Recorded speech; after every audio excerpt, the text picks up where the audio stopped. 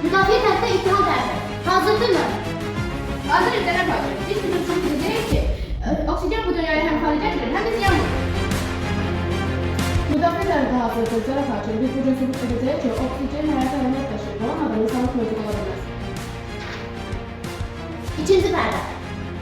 İttiham tərəfi. Səni dinləyirik. Cənab Hakim, biz oksigenin təsirini göstermek için bazı sübutlar təklif edirik. Birinci sübut, 1871-ci ildə Chicago yanğını. 8 oktyabr 1871-ci ildə bu yanğın nəticəsində 300-dən çox insan həlak olub, 17 min bina yanıb və 100 min insan evsiz qalıb.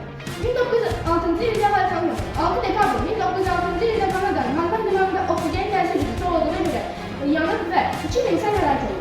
2019-2020-ci ildə Avustralya meşə yanğını. Meşə yanğınında oksigen təsir gücü çox olduğuna görə meşə yanıb və ziyan vurur.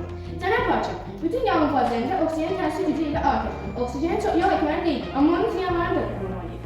Cənab Hakim, icazə verirsinizsə mənim şartlarım var. Onlar da sözünü dinləyək. Əlbəttə, buyurun. Birinci şartım yanğın qurbanı.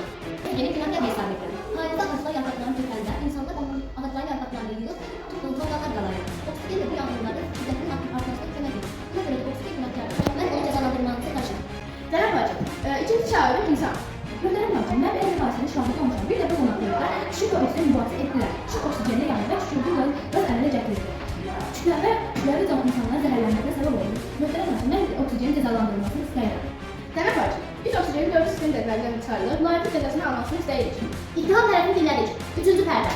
Müdafiə tərəfi. Sən eşidirik. Cənab Hakim, proqram doğru tapılacaqdır. Lakin məsələn bizi üzr etmədi. Yanğınların əsas kimi olacağı oksigen deyil, insan amilləri digər şəraitlərdir. Yanğınların baş verməsində əsas olacağı oksigen deyil, insan amilləridir.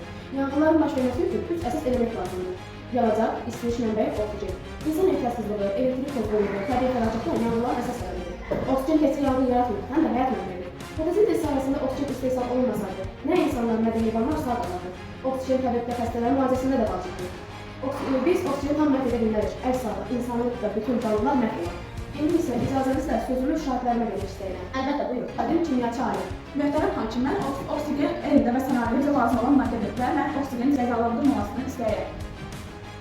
Möhtərəm hakim, biz istəyirik ki, oksigen cəzalandırılmasın. İndi isə sərəncəkar tərəfin özünə söz vermək istəyirəm. Möhtərəm hakim, mən oksigenə canlıların yaşaması üçün çox vacibəm. Ona görə də sizdən məhrəfa edilməsini xahiş edirəm.